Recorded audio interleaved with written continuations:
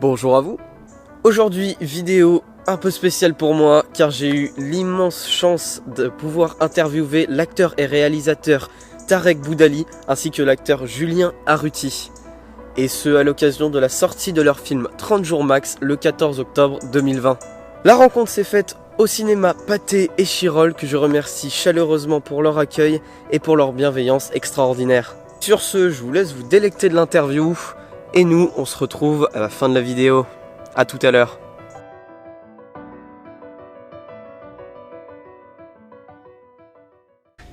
C'est l'histoire de Ryan, un jeune policier qui est loser et peureux, nul, et à qui on apprend en fait qu'il lui reste 30 jours à vivre, et à partir de là, il se révèle et il a envie de partir sur une bonne note, donc il a plus peur de rien.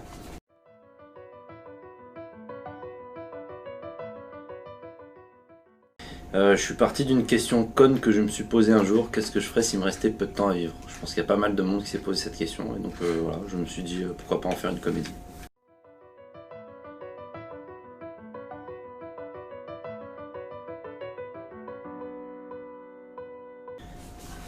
Bah, c'est très stressant même.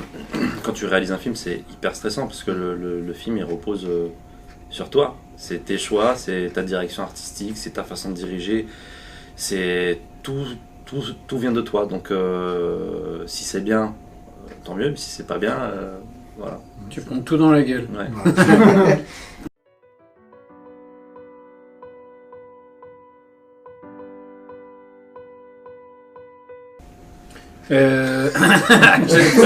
Moi, te répondre.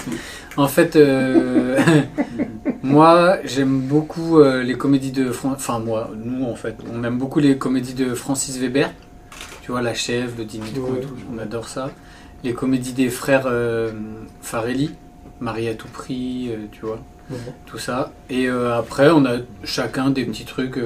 Moi, quand j'étais gamin, j'adorais Maman, j'ai raté l'avion. Parce que j'aimais bien le film, mais j'aimais bien comment c'était construit.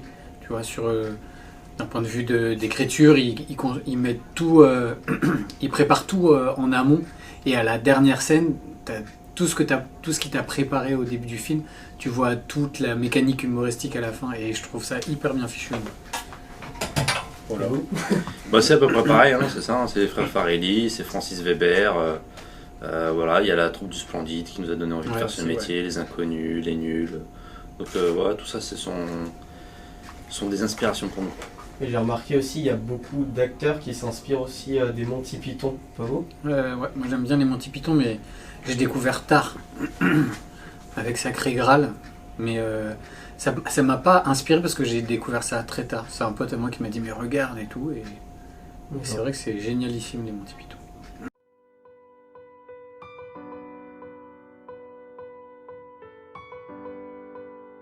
Donc dans ce film-là, il y a Vanessa Guide qui rejoint la bande. C'était comment de tourner avec elle? Nul. Catastrophique. C'était nul. Non, franchement, elle est très cool. Elle est hyper gentille, c'est une bosseuse, elle est bon délire. Franchement, elle est très bon délire. On s'entend hyper bien avec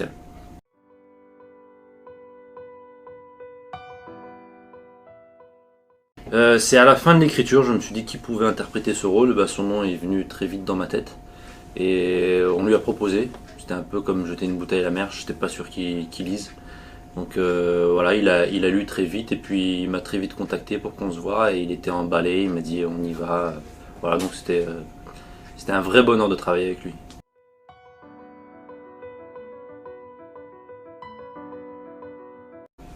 Moi, bah, c'est un peu tout, tu sais, comme c'est mon bébé, forcément chaque jour c'était une chance pour moi, tu vois, de se dire bah, je réalise mon deuxième film. Après, si je dois sortir des trucs que j'ai légèrement un peu plus aimé que les autres, parce que franchement tout était super, c'est les cascades notamment, vu que j'ai fait toutes mes cascades moi-même, voilà, et la partie à Las Vegas que j'ai tournée. D'accord. Et alors moi je peux pas trop te dire parce que sinon je vais spoiler des scènes, mais en gros, un moment on tourne dans le feu, j'avais jamais tourné dans le feu encore. Et c'était une super expérience parce que du coup c'est assez impressionnant, c'était hyper sécurisé, mais malgré tout ce qui m'a impressionné, c'est la rapidité avec laquelle tu n'as plus d'oxygène dès qu'il y a des flammes et tout ça, dans une pièce fermée. Et c'était plutôt cool à faire, je me suis bien amusé là-dessus. Ouais, parce qu'on est d'accord que du coup, il n'y a pas tant d'effets spéciaux que ça dans le film. Donc les flammes étaient des vraies Ah flammes. ouais, Les non, flammes, c'est c'est des que vraies flammes.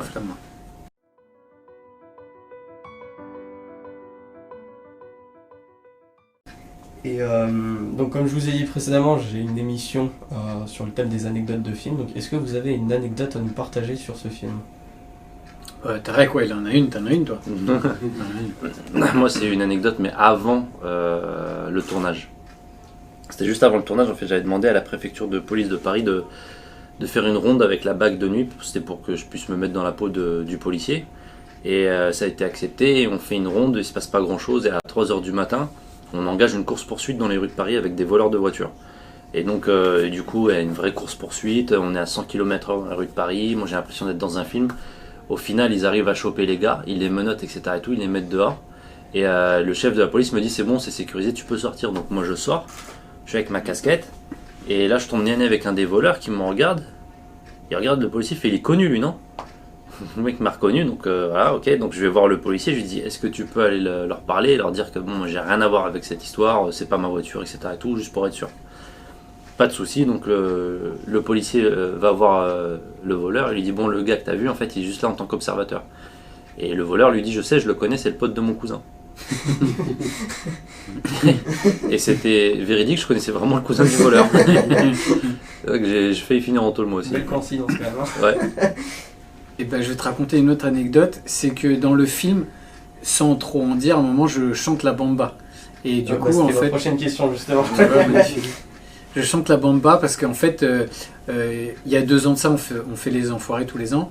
Et il y a 2 ans de ça, je devais chanter, enfin j'avais demandé à chanter dans les enfoirés. Et ils m'ont fait faire des essais. Et en fait, au moment où j'ai commencé à chanter, tous les musiciens ont arrêté de jouer.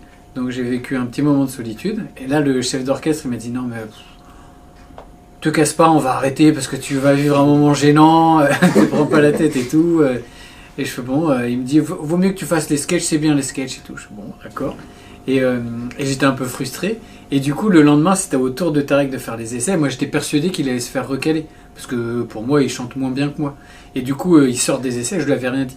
Et je l'appelle, je lui fais alors, comment ça s'est passé? Il me fait, bah, ça s'est bien passé et tout, je vais chanter. Je fais, attends, tu me fais une vanne? Il fait, bah non, non, non, et toi, ça s'est pas bien passé? Je fais, bah non, moi, ils m'ont dit que j'ai été catastrophique et tout. Et du coup, lui, il l'a chanté. Et moi, je l'ai pas chanté. Et du coup, quand on est sur la scène des enfoirés, je le regardais chanter avec un peu de jalousie. Et il a vu que j'étais un peu jaloux, alors pour me faire kiffer dans son film, et un peu pour se foutre de ma gueule, parce que la bomba ça finit, je veux pas dire comment, mais, mais de bien belle manière, il m'a fait cette scène où justement je chante la bomba, je me la raconte, il y a des figurants qui sont qui sont en folie, en train d'hurler devant moi et tout ça. Donc ça c'est la petite anecdote de la bomba.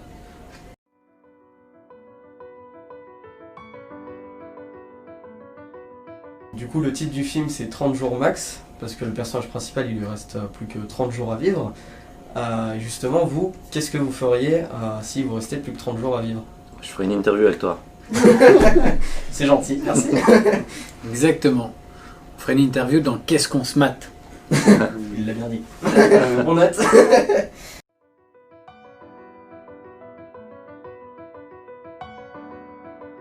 Moi je me place au fond. Ouais, plutôt. En fait, là, je m'en fiche un peu. Moi, j'ai pas Là où il y a de la de. place. C'est un peu ça, ouais. Là où il y a de la place et où il n'y a pas trop de monde, quoi. D'accord. Mais bon, si je suis tout seul, je me mettrai au milieu. Bien centré. Ouais, voilà.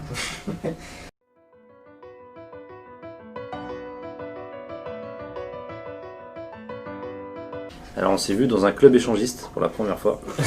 Et moi, je me quand suis je dit l'ai vu, putain, il basse bien. et moi, quand je l'ai vu, j'ai fait waouh, gros kiki. Voilà. Ça te convient? Franchement, c'était pas mal.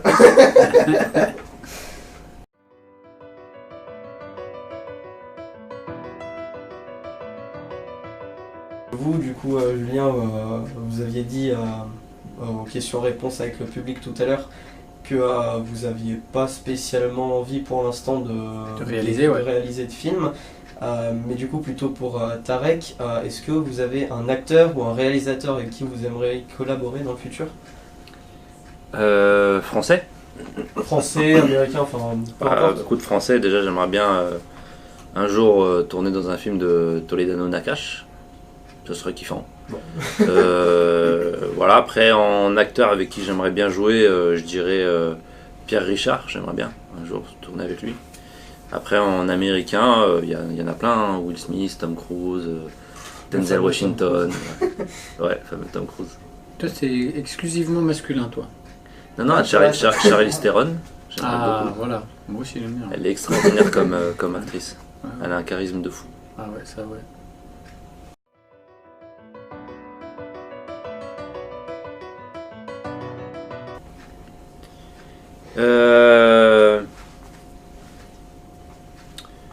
Moi je dirais Roger Rabbit. Je sais pas si tu connais ça. C'est celui-là. Roger Rabbit L'un parce des que films qui a fait c'était. mon enfance. Voilà, bah je crois que c'était le premier film que je voyais au cinéma, il me semble. Et vous Et moi, je vais dire Scout toujours parce que c'est le premier film que j'ai vu au cinéma. J'étais avec mon père et ma sœur. Et du coup, c'est un film avec Gérard Jugnot qui tient le rôle titre. Et du coup, le premier rôle intéressant que j'ai fait au cinéma, c'était Babysitting. Et du coup, il y avait Gérard Jugnot dedans. Et j'étais hyper impressionné et hyper content de me dire que j'allais pouvoir faire un film avec le mec que j'ai vu la première fois au cinéma. Et ça m'a vraiment... un rêve qui se réalise. Ouais, ça m'a fait kiffer, vraiment. J'étais hyper fier. Et on a commencé par jouer, par tourner les scènes de fin de film où on est au stade, là. Et j'ai quelques vannes à faire. Et notamment, il est dans la scène. Et quand on a été voir... après, tu sais, quand tu tournes, tu vas voir le retour. Et donc, on est parti voir le retour. Je me suis mis derrière lui pour voir. Et il s'est marré à la vanne que je faisais. Et j'étais tellement content. Je me suis fait waouh, j'en ai quoi. J'étais très content.